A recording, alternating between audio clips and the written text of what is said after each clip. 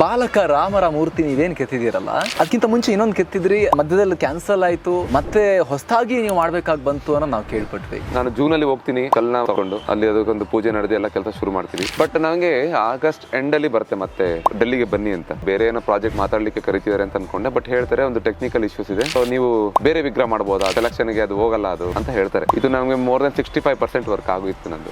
ನಾನು ಸ್ವಲ್ಪ ಸ್ಪೀಡ್ ಇದ್ದು ಮೊದ್ಲಿಂದನೂ, ಏನೇನ್ ಕಲ್ತಿದ್ದೆ ನಾಲೆಜ್ ಎಲ್ಲನೂ ನಾನು ಮಾಡಿ 3 ತಿಂಗಳು ಬಹಳ ಅದ್ಭುತವಾಗಿ ಖುಷಿಯಾಗಿರ್ತೀನಿ. ಯಾಕಂದ್ರೆ ನನಗೆ ಆ ರಿಸಲ್ಟ್ ಗೊತ್ತಾಗುತ್ತೆ, ನನಗೆ ಇದು ಎಂಡ್ ಆದ್ಮೇಲೆ ಜನಕ್ಕೆ ಇದು ಬಹಳ ಇಷ್ಟ ಆಗುತ್ತೆ. ಹೊಸ ವಿನ್ಯಾಸದಲ್ಲಿ ಮಾಡಿದ್ದೆ ನಾನು. ಆಗಸ್ಟ್ ಎಂಡಲ್ಲಿ ನನ್ನ ಬರಕ್ ಹೇಳ್ತಾರೆ, ಒಂದು ಟೆಕ್ನಿಕಲ್ ರಿಪೋರ್ಟ್ ನೆಗೆಟಿವ್ ಇದೆ ಕಲ್ಲಿನ ಬಗ್ಗೆ, 5 ಟೆಸ್ಟ್ ಪಾಸ್ ಆಗಿದೆ, 1 ಟೆಸ್ಟ್ ಅವ್ರು ಬೇರೆದ್ ಮಾಡ್ತೀರಾ, ನಿಮ್ಗೆ ಇನ್ನೊಂದು 2.5 ತಿಂಗಳು 3 ತಿಂಗಳು ಸಮಯ ಇದೆ, ನನಗೆ ಬಹಳ ಜಾಸ್ತಿನೇ ಅದು, ನಾನು ಇನ್ನೊಂದು ಶುರು ಮಾಡ್ತೀನಿ ಅಂತ ಹೇಳಿ ನಾನು ವಾಪಸ್ ಬರ್ತೀನಿ. ಆ ಕಲ್ಲು ಏನ್ ಸೈಜ್ ಇದೆ ಅದ್ರೊಳಗೆ ಮಾಡ್ಬೇಕಾಗಿರುತ್ತೆ, ಅದನ್ನ ನಾನು ಸೆಪ್ಟೆಂಬರ್ಲಿ ಶುರು ಮಾಡ್ತೀನಿ. ಶುರು ಮಾಡ್ತಾ ನನಗೆ ಅನ್ನಿಸ್ತೀನಿ ಇದ್ರ ಜೊತೆ ಒಂದು ಪೀಠ ಮಾಡಿದ್ರೆ ಚೆನ್ನಾಗಿರುತ್ತೆ ಅಂತ ನಾನೇ ಉದ್ದೇಶ ಪೂರ್ವಕ ಒಂದು ಪೀಠನ ಮಾಡ್ತೀನಿ. ಕೊನೆಗೆ ಅದು ಎತ್ತರ ಜಾಸ್ತಿ ಆಗುತ್ತೆ ಅಂತ ಬೇಡ ಅಂದ್ರದನ್ನ ನಾನು ಹೇಳಿದೆ ಟ್ರಸ್ಟ್ ಅವ್ರಿಗೆ, ನಾನು ಮೊದಲನೇದು ಏನ್ ಮಾಡಿದೆ ಅದಕ್ಕಿಂತ ಚೆನ್ನಾಗಿ ಮಾಡ್ಕೊಡ್ತೀನಿ, ರಿಕ್ವೆಸ್ಟ್ ಮಾಡ್ಕೊಂಡಿದ್ದೆ, ಮತ್ತೆ ನಾನು ಆಶ್ವಾಸನೆ ಕೊಟ್ಟಿದ್ದೆ. ಹೀಗೆ ಸೆಪ್ಟೆಂಬರ್ಲಿ ನಂದು 2ನೇ ವರ್ಕ್ ಶುರು ಆಗುತ್ತೆ. ಈ ಒಂದು ಈಗ ನೀವು ಏನ್ ನೋಡ್ತಾ ಇದ್ದೀವಿ ದೇಶಾದ್ಯಂತ ವಿಗ್ರಹ, ಅದು ಶುರುವಾಗಿ ಸೆಪ್ಟೆಂಬರ್ ನಲ್ಲಿ ಮತ್ತೆ ಪೂಜೆಯಾಗಿ ಶುರು ಆಗುತ್ತೆ. ಫುಲ್ ವಿಡಿಯೋಗಾಗಿ ರಿಲೇಟೆಡ್ ಲಿಂಕ್ ಕ್ಲಿಕ್ ಮಾಡಿ.